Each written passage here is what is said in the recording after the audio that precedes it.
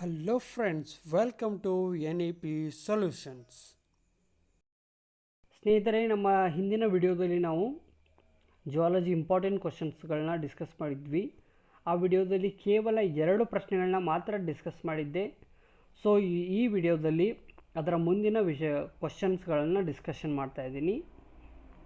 ನೀವೇನಾದರೂ ನಮ್ಮ ಚಾನಲ್ಗೆ ಮೊದಲನೇ ಸಲ ಭೇಟಿ ನೀಡ್ತಾ ಇದ್ದರೆ ನಮ್ಮ ಚಾನಲ್ನ ಸಬ್ಸ್ಕ್ರೈಬ್ ಮಾಡಿ ಹಾಗೂ ನಿಮ್ಮ ಸ್ನೇಹಿತರಿಗೂ ಕೂಡ ಶೇರ್ ಮಾಡಿ. ಸೊ ಈ ವಿಡಿಯೋ ತುಂಬ ಯೂಸ್ಫುಲ್ ಆಗಿದೆ. ಸೊ ವಿಡಿಯೋನ ಎಲ್ಲಿಯೂ ಸ್ಕಿಪ್ ಮಾಡದೆ ಕಂಪ್ಲೀಟಾಗಿ ನೋಡಿ, ಬರೀ ನೋಡಬೇಡಿ, ಸಬ್ಸ್ಕ್ರೈಬ್ ಕೂಡ ಮಾಡಿ. ಸೊ ಮೂರನೇ ಪ್ರಶ್ನೆ ಏಕೆಂದರೆ ಪಾರ್ಟ್ 1ನಲ್ಲಿ 2 ಪ್ರಶ್ನೆಗಳನ್ನ ಡಿಸ್ಕಸ್ ಮಾಡಿದ್ದೆ. ಸೊ ಮೂರನೇ ಪ್ರಶ್ನೆ, third question, explain glycolysis pathway with a systematic representation. Glycolysis pathway and systematic representation. It is the very important question for your semester exam. So first I will discuss about the steps included in this, and later we will discuss the representation. First they have glucose input. Glycolysis starts with the glucose molecule.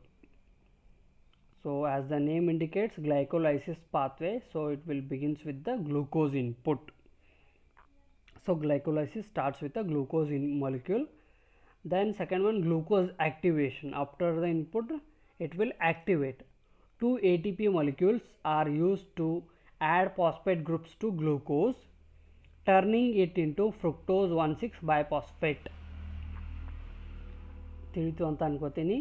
2 ATP molecules are used to add phosphate groups to glucose, turning it into fructose 1,6 biphosphate. Then cleavage. This 6-carbon molecule is split into 2 3-carbon molecules called glyceraldehyde 3-phosphate G3P. In the third step there will be a cleavage. And the fourth step, energy extraction. G3P goes through reaction that produce ATP and NADH, a molecule carrying energy. ಇಲ್ಲಿ G3P ಅಂದರೆ glyceraldehyde phosphate goes through reactions that produce reaction ಆಗಿ ATP ಮತ್ತು NADH form ಆಗುತ್ತೆ. Next, substrate level ಫಾಸ್ಫೋರೈಲೇಷನ್.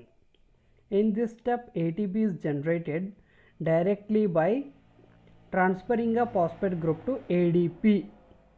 Phosphate group ಇದ್ದದ್ದು ADPಗೆ transfer ಆಗುತ್ತೆ. Then pyruvate formation.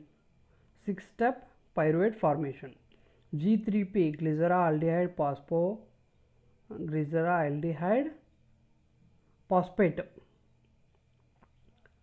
phosphate is converted into pyruvate, producing more NADH.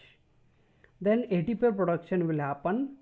2 ATP molecules are generated during glycolysis and end products. At the end you have 2 molecules of pyruvate, 2 NADH molecules, and a net gain of 2 ATP molecules from glucose molecule. So these are the steps included in the glycolysis. So ಇವನ್ನ ನೀವು ಹಾಗೇ ಓದಿದರೆ ನೆನಪು ಉಳಿಯಲ್ಲ. So ಇದನ್ನು ನೀವು 1-2 ಸರ್ತಿ ಬರೀಬೇಕು. ಬರೆದ ನಂತರ ಅದನ್ನು ಸಿಸ್ಟಮೆಟಿಕ್ ರೀಪ್ರೆಸೆಂಟೇಷನ್ನ ಮಾಡಿದರೆ ನಿಮಗೆ ತುಂಬ ಈಸಿಯಾಗಿ ನೆನಪು ಉಳಿಯುತ್ತೆ. ಹಾಗೆ ಇದನ್ನು ಅರ್ಥ ಮಾಡ್ಕೊಂಡು ಕೂಡ ಓದಬೇಕು ನೀವು. ಸೊ ಇಲ್ಲಿ ಸಿಸ್ಟಮೆಟಿಕ್ ರೀಪ್ರೆಸೆಂಟೇಷನ್ ಇದೆ. ಗ್ಲೂಕೋಸ್ ಇದ್ದದ್ದು ಇಲ್ಲಿ ATP ಇದ್ದದ್ದು ADP ಆಗಿ ಕನ್ವರ್ಟ್ ಆಗುತ್ತೆ. ಕನ್ವರ್ಟ್ ಆದ ನಂತರ ಗ್ಲೂಕೋಸ್ 6-ಫಾಸ್ಫೇಟ್ ಫಾರ್ಮ್ ಆಗುತ್ತೆ.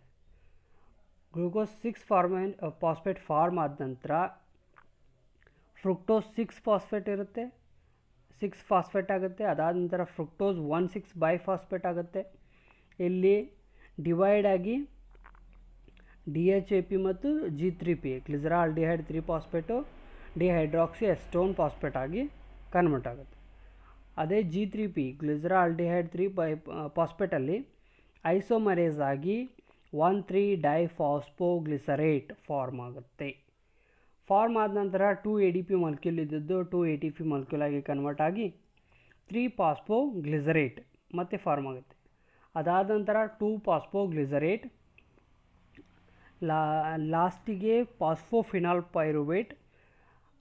ಫಾಸ್ಫೋಫಿನಾಲ್ ಪೈರುವೇಟ್ ಆದ ನಂತರ ಇಲ್ಲಿ ಒಂದು ಎನ್ಸೈಮ್ ಆ್ಯಕ್ಟ್ ಆಗುತ್ತೆ, ಪೈರುವೇಟ್ ಕೈನೇಸ್.